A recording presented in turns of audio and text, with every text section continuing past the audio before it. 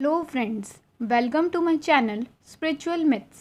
आज की इस वीडियो में हम जानेंगे क्या होती हैं अष्ट सिद्धि एवं 9 निधि।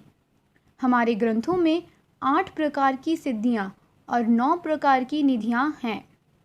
पहली सिद्धि है अनिमा सिद्धि। इसकी सहायता से कोई भी प्राणी अपने आप को एक अणु से भी छोटा कर सकता है। वह जब चाहें इसका उपयोग कर सकता है। दूसरी सिद्धि है महिमा सिद्धि। इस सिद्धि को पाने के बाद कोई भी अपने आप को असीमित विशाल कर सकता है। तीसरी सिद्धि है गरिमा सिद्धि।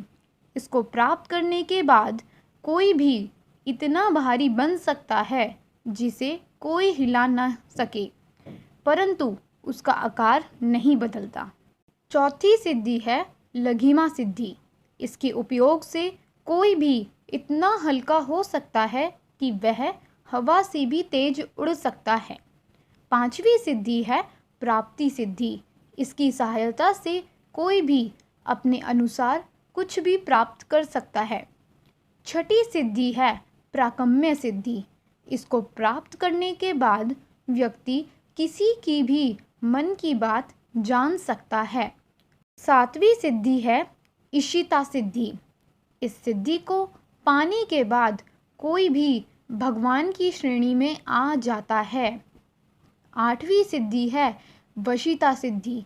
इस सिद्धि को पाने के बाद कोई भी किसी को भी अपने वश में कर सकता है, चाहे वह जानवर, पक्षी, कोई भी क्यों ना हो।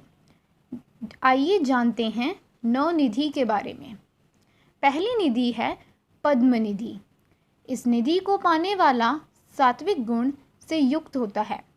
सात्विक तरीके से कमाई करी गई संपदा में कभी कई पीढ़ियों को धान धान्य, रत्न, सोना, चांदी इत्यादि की कमी नहीं रहती।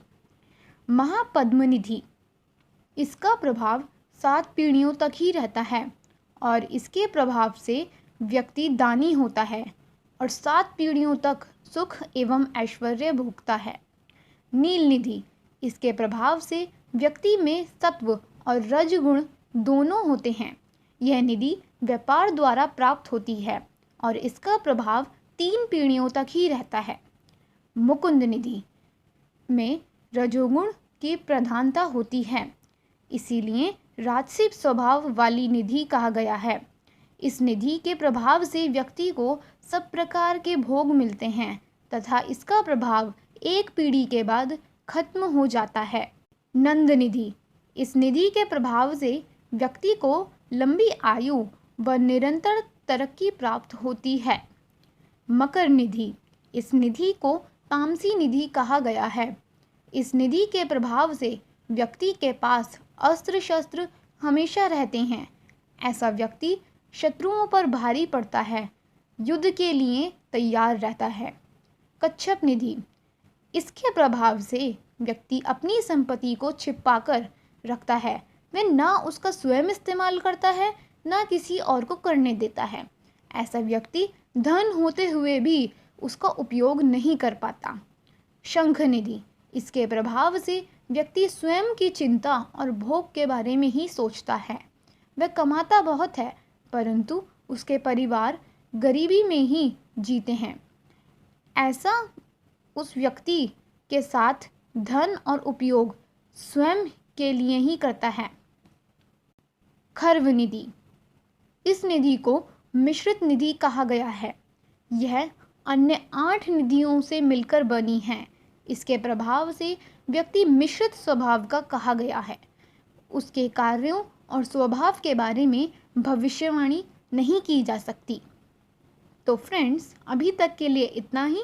अगली बार हम फिर मिलेंगे एक नई वीडियो में एक नई कहानी के साथ।